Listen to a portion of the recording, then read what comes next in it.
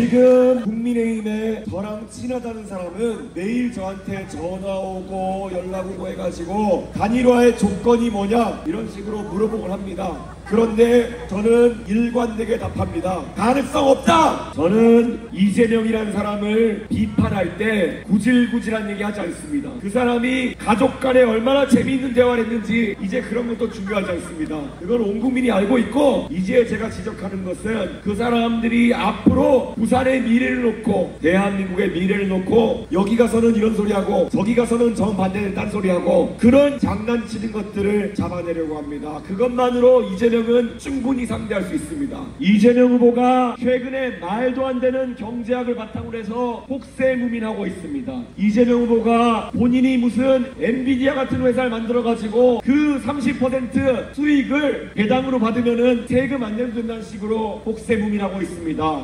이걸 하버드 나온 제 친구들한테, 월스트리트에 있는 제 친구들한테, 실리콘밸리에 있는 제 친구들한테 보내주니까 이 사람 뭐하는 사람이냐고 물어봅니다.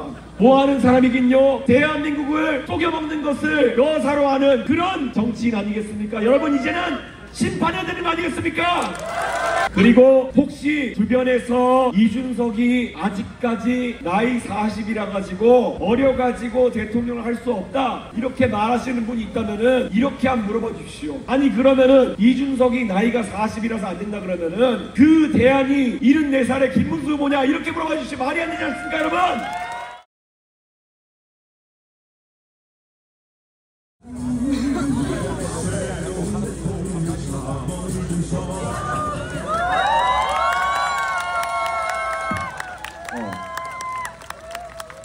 사실 이 공간, 바로 이 공간, 저에게는 3년 전에 특별한 추억이 있는 공간입니다. 그때 제가 윤석열이라는 사람 한번 만들어 보려고 계속 뭐라고 그래가지고 저기 울산에서 제가 그때 만나가지고 당신 이렇게 해라 약속받고 와가지고 요 바로 뒤에 있는 하트 구조물 앞에서 윤석열 생일 케이크도 주고 그랬습니다. 그런데 여러분 아시는 것처럼 3년이제 해가지고 이 사람 대한민국 통째로 망가뜨려 버렸습니다. 제 입장에서는 매우 기분이 상하고 제 젊은 시절의 노력이 정말 부정당하는 그런 느낌입니다. 여러분 아마 비슷한 안타까운 마음 가지고 있을 겁니다. 그래서 저는 결심했습니다.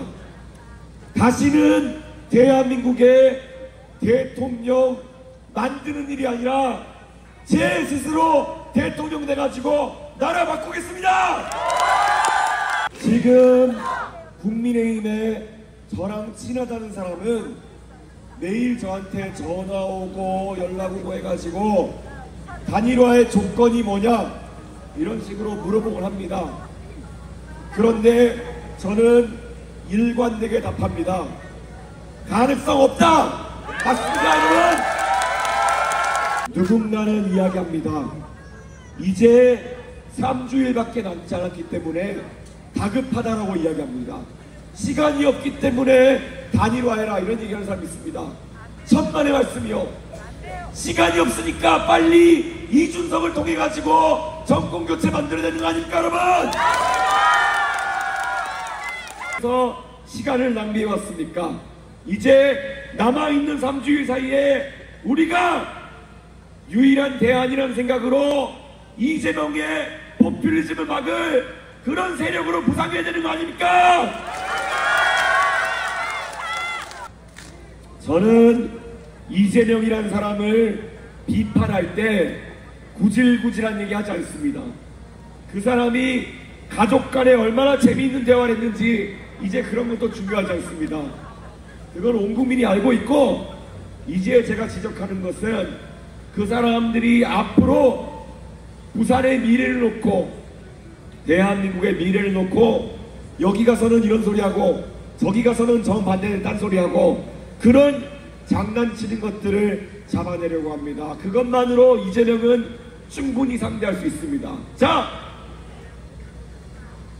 오늘 이재명 후보가 부산에 와가지고 예전에 산업은행 부산 이전 이슈 관련해 가지고 정치권에 말이 많았는데 그거를 못하겠다고 이야기하면서 대신 HMM 옛날 현대상선 본사를 부산으로 가져오겠다고 했습니다. 뭐 나쁜 얘기는 아닙니다. 그렇게 할 수도 있고 옛날에 독재정권 같았으면은 손가락 하나 까딱해가지고 본사 옮기는 거 가능했을 겁니다. 그러면 부산에 한 일자리 100개, 200개 생겼을 겁니다. 그런데 여기서 중요한 것은 이재명 후보가 서울에 가서는 주식 투자하는 사람들 표를 받으려고 상법 개정안이라는 것을 이야기했습니다. 상법 개정안이라는 거에 따르면은 대주주나 경영자가 마음대로 회사의 판단을 좌지우지해가지고 일반 주주들의 이익을 거기에다 손해를 보게 하면은 안 된다는 겁니다. 그러니까 쉽게 얘기하면은 그런 식으로 막무가내로 정치에 따라 가지고 어떤 판단을 내려 가지고 상장 기업의 가치를 건드리면 안 된다 이런 말입니다. 만약에 이재명이 상법 개정안에 찬성한다고 하면은 자기가 대통령이 되면은 사기업에 가까운 HMM을 옮긴다는 말을 하면은 그게 모순이라는 겁니다. 거짓말쟁이 아닙니까 여러분? 지금 일시적으로 HMM이라는 회사의 지분이 공적 자본이 많이 들어가 있는 상태인 건 맞습니다. 그런데 얼마 전에 민영화를 시도하다가 잘 안 돼가지고 일시적으로 공적 자금이 많이 들어가 있는 상태입니다. 민영화 되면 어떻게 되겠습니까? 원래 계획대로 민영화 단계를 완성시키면은 이재명이라는 사람이 대통령이 되든 부산시장이 되든 뭐가 되든 간에 개입할 수 없는 겁니다. 그러니까 말 그대로 그냥 뻥을 친 겁니다. 누굴 상대로?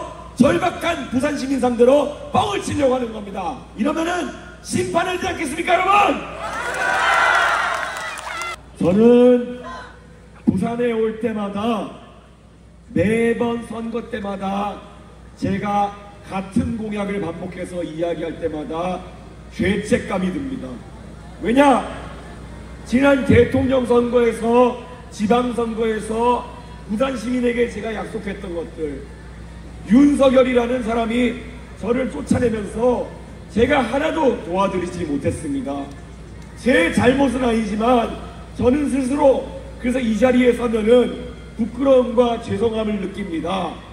그런데 이재명이라는 사람은 의석이 190석 가까운 의석을 컨트롤할 수 있는 사람인데 이 사람은 그 의석을 가진 힘을 어디다 썼습니까? 부산을 발전시키는 것에다 힘을 썼습니까? 아닙니다.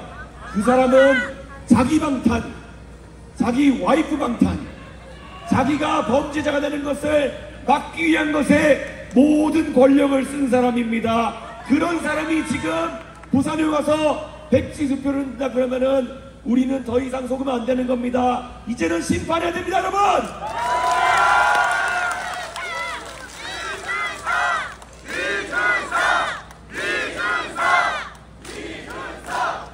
만약에 지금까지 민주당이 정치적인 그런 상황 속에서 매번 특검 추진하고 할 만한 그런 여력이 있었으면은 당연히 부산 발전을 위해 가지고 여러 가지 예산안이나 법안들 통과시킬 수 있었을 겁니다.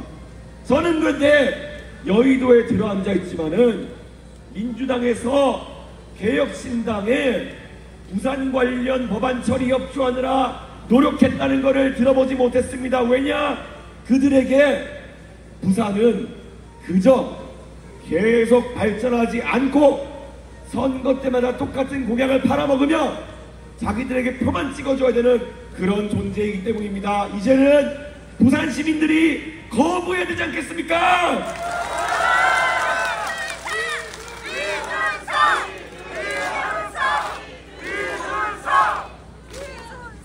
지금 부산의 문현동 금융단지에 금융 기업들을 가져오겠다고 한 지 벌써 몇 년이 지났습니까? 그런데 여야 정치권 모두 산업은행을 옮기느니 마느니 같은 단편적인 주제를 가지고 실랑이하고 있습니다. 저는 적어도 제가 미국에서 국비 유학으로 배워온 경제학에 따르면은 경제라는 것은 높은 곳에서 낮은 곳으로 물이 흐르듯이 규제를 낮추고 세금 부담을 줄이면 자연스럽게 투자가 그쪽으로 몰릴 수밖에 없는 구조입니다. 이 간단하고도 진리에 가까운 경제학을 도외시하고 이재명 후보는 괴짜 경제학으로 사람들에게 공약을 걸고 있습니다. 저 이준석은 부산의 금융도시로서의 미래를 그리기 위해 두 가지를 약속합니다. 첫째, 거래소가 옮겨온 다음에 우리가 기대했던 증권과 주식시장 관련 기업들이 부산으로 올 기미가 보이지 않습니다. 그렇다면 그들에게 인센티브를 줘야 되는 것입니다. 그들이 부산으로 본사를 옮기고 직원들이 옮겨올 수 있으려면은 부산에서 증권사하고 금융기업을 운영하는 것에 이득이 있어야 되는 겁니다. 아까 말했던 것처럼 가장 조율하기 쉬운 것은 세금입니다.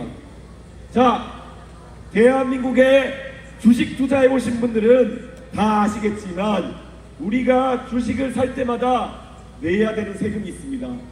바로 증권거래세입니다. 예전에는 0.3% 정도 했다가 이제는 금투세라는 것이 생긴다 그래가지고 0.2%, 0.1%로 인하할 예정입니다. 그런데 이번에 젊은 세대의 반대로 인해가지고 금투세 도입이 이제 안 되게 됐습니다. 그러면은 증권거래세는 다시 올리자는 얘기가 대두될 것입니다. 저는 부산에서 만약에 어떤 증권회사가 본사를 두고 증권회사를 운영할 생각이 있다면 부산의 금융특구에 자리하는 그 증권사와 거래하는 고객들에게는 더 낮은 증권거래세로 거래할 수 있도록 하겠습니다. 그렇게 되면은 부산의 증권사들이 이전할 것입니다. 그렇지 않습니까, 여러분? 부산이 앞으로 조선소가 사라진 공간에 무엇이 들어올 것이냐, 그것을 궁금해하시는 분들이 있다면은 저는 부산이 제일 잘하는 것을 해야 된다고 생각합니다. 부산이 어떤 도시입니까? 문화가 꼽히는 도시가 되어야 됩니다. 국제영화제 같은 것들이 성공적으로 개최되지만은 거기에 문화를 더 더해야 되는 것입니다. 부산 시민들이 가장 사랑하는 게 뭐가 있겠습니까? 야구 아닙니까? 맞습니다. 어딜 가서도 롯데자이언츠 경기가 TV에 나오면은 가던 발걸음을 멈추고 그것을 보면서 항상 부산 사람임을 자각하는 것이 부산 시민들이라면은 그 문화, 부산 사람들뿐만 아니라 전 세계 사람들이 누릴 수 있도록 더 큰 공간을 열어야 되지 않겠습니까, 여러분?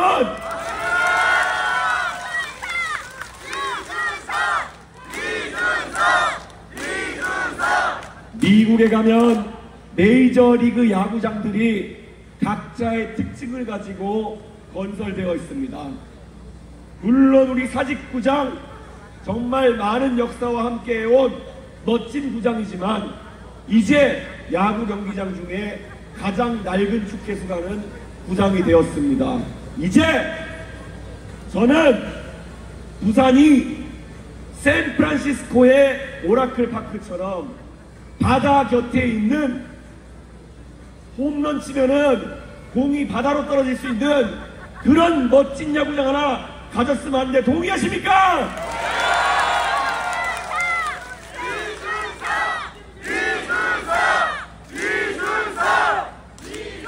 이제 누군가가 대한민국의 야구 경기가 궁금하다고 하면은 무조건 부산에 가봐라. 부산에 가보면은 미국의 샌프란시스코 자이언츠가 쓰는, 거기도 자이언츠입니다. 그 오라클 파크보다 더 멋진 바닷가 구장이 있는 부산, 그 그림이 그려진다면은 우리는 이번 선거에서 힘을 합쳐서 이뤄낼 수 있습니다. 부산이 진짜 잘하는 것을 더 잘할 수 있게 여러분께서 힘을 모아주시겠습니까?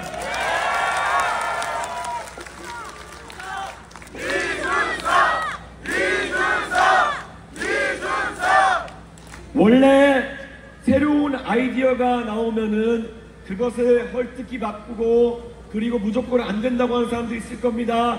벌써부터 부산 북항 야구장 계획에 대해 가지고 바람이 너무 많이 분다 이런 얘기하면서 반대하시는 분도 있습니다. 미국에 있는 샌프란시스코 자이언츠 구장은 바람이 안 분답니까? 거기도 바람이 붑니다. 원래 야구라는 경기는 홈팀이랑 원정팀한테 동일한 조건이 적용되는 게 야구장입니다. 만약에 바람이 많이 불어가지고 부산 야구장에서 치면 홈런이다, 그러면 그것도 재밌는 야구 아닙니까 여러분?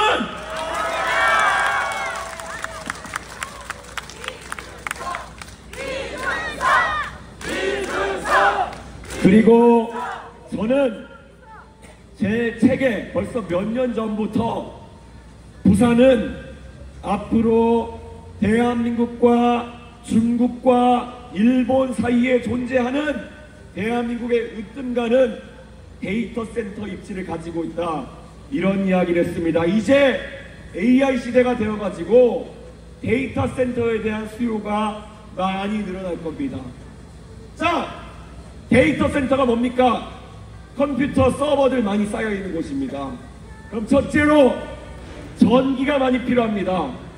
질 좋은 전기 어디서 생산됩니까? 바로 기장에 있는 원전에서 생산되는 거 아닙니까 여러분? 자, 거기에 더해서 데이터 센터는 냉각을 해야 됩니다. 주변에 바닷물이 풍부한 부산 좋은 입지 아닙니까 여러분?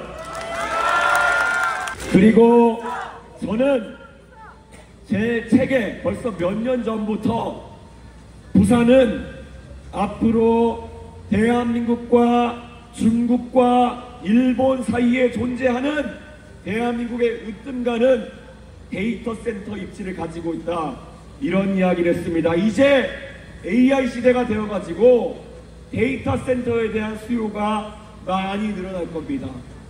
자, 데이터 센터가 뭡니까? 컴퓨터 서버들 많이 쌓여 있는 곳입니다. 그럼 첫째로 전기가 많이 필요합니다. 질 좋은 전기 어디서 생산됩니까? 바로 기장에 있는 원전에서 생산되는 거 아닙니까 여러분?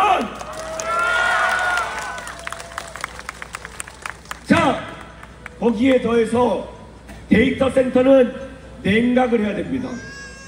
주변에 바닷물이 풍부한 부산 좋은 입지 아닙니까 여러분?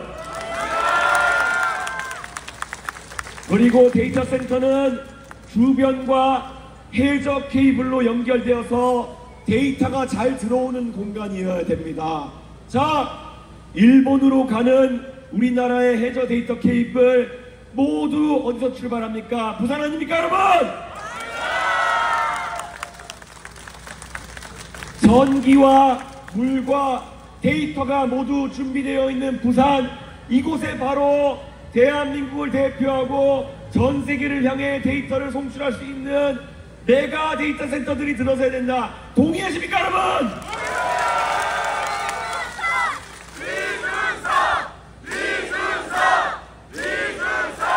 어떤 분들은 어디서 들으셨는지 모르겠지만 데이터 센터 그거 지어봐야 전기만 먹고 일자리 창출은 많이 되지 않는다, 이런 얘기를 하시는 경우도 있습니다. 천만의 말씀입니다. 메가 데이터 센터에는 수십 명, 수백 명의 우수한 관리 인력들이 근무할 수밖에 없고 그 데이터 센터의 유지 보수를 위해 가지고 주변에 많은 IT 기업들이 입주할 수밖에 없습니다. 그런 현실 속에서 막무가내로 데이터 센터 거부하고 이런 사람들이 이 계획을 음해할지 모릅니다. 하지만 저는 확신을 가지고 있습니다. 부산이 앞으로 문어와 함께 IT, AI, 최첨단 기술이 자리 잡기 위해서는 오늘 여러분에게 제가 설명드린 것처럼 아주 구체적인 계획으로 부산 발전을 이끌어 나가야 됩니다. 그게 누굽니까? 바로 이준석 아닙니까, 여러분? 제가 유세 현장에 가면은 요즘 매번 하는 이야기가 있습니다.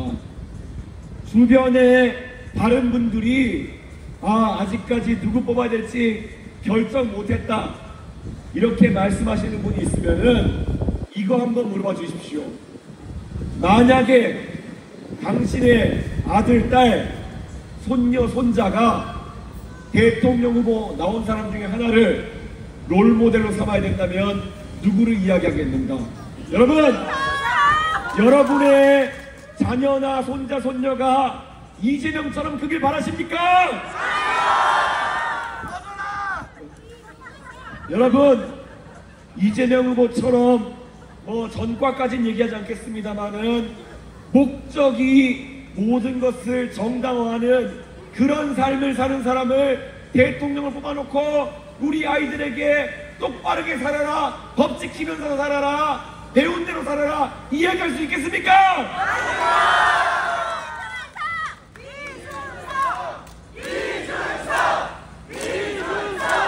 대통령은 대한민국을 대표하는 자리일 뿐만 아니라 대한민국의 얼굴입니다. 어떤 사람이 됐느냐에 따라 가지고 우리 아이들이 이렇게 할 겁니다. 아니, 대통령도 욕하고 안말하던데 나는 하면 안 됩니까? 이게 대한민국 아이들의 기준점이 돼가지고는 곤란하지 않겠습니까, 여러분? 그리고 혹시 주변에서 이준석이 아직까지 나이 40이라 가지고 어려가지고 대통령을 할 수 없다 이렇게 말하시는 분이 있다면은 이렇게 한번 물어봐 주십시오.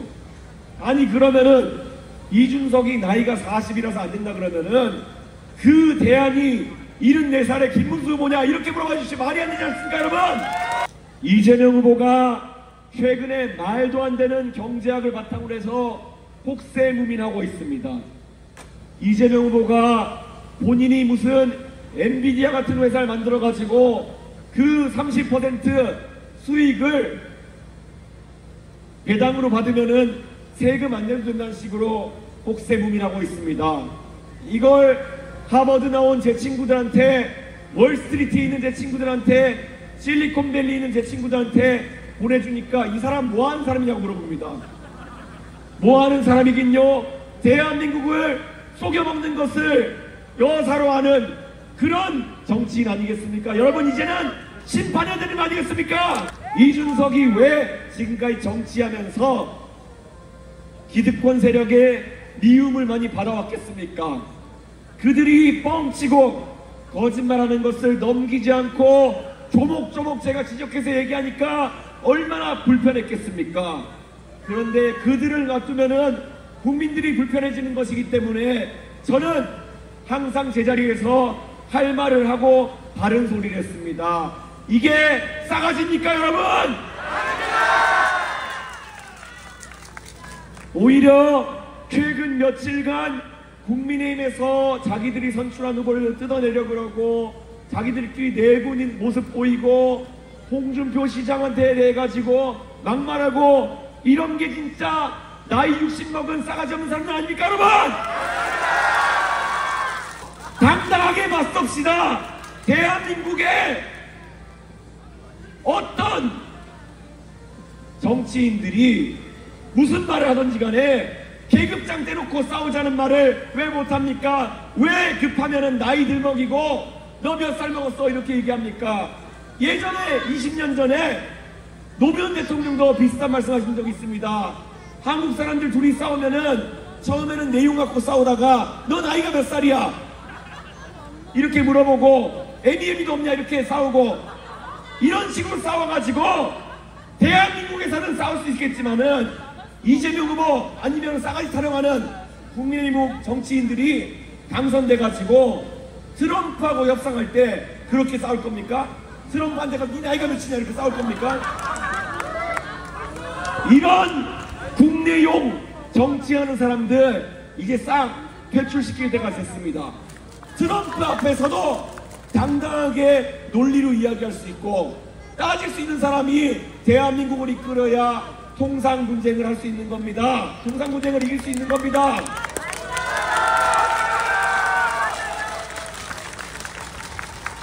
국내에서는 방구석 여포처럼 정말 다른 사람을 탄압하는데 앞장서면서 중국 앞에만 서면은 시에 이런 거 하는 사람들, 예, 그런 게 바로 이중인격 아닙니까 여러분?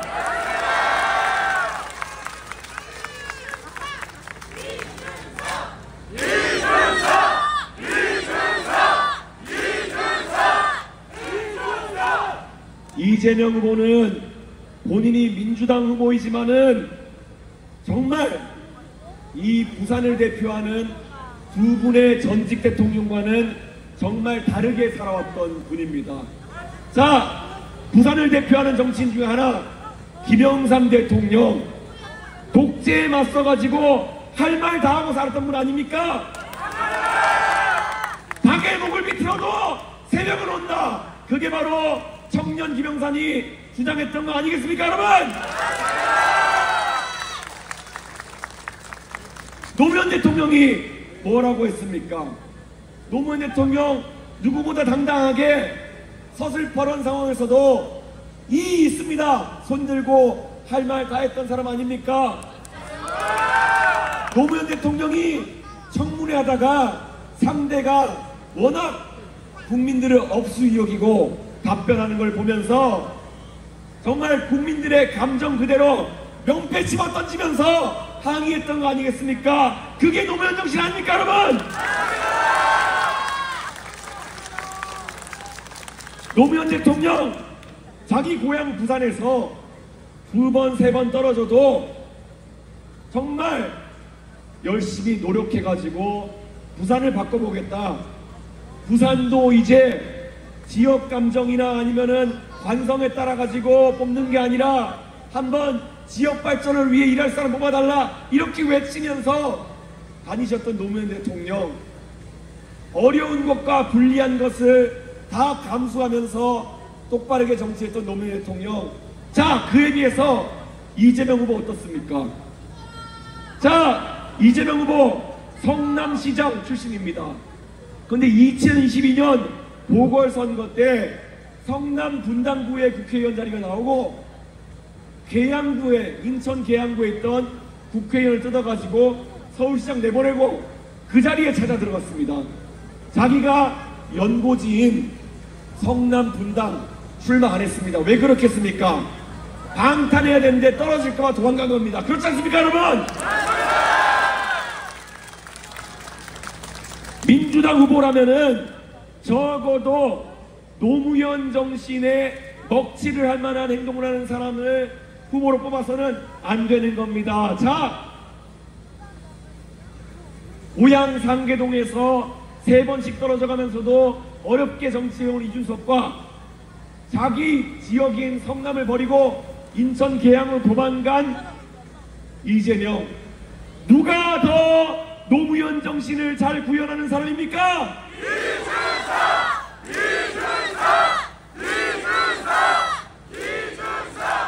이 부산 서면의 거리에서 저는 당당하게 외칩니다.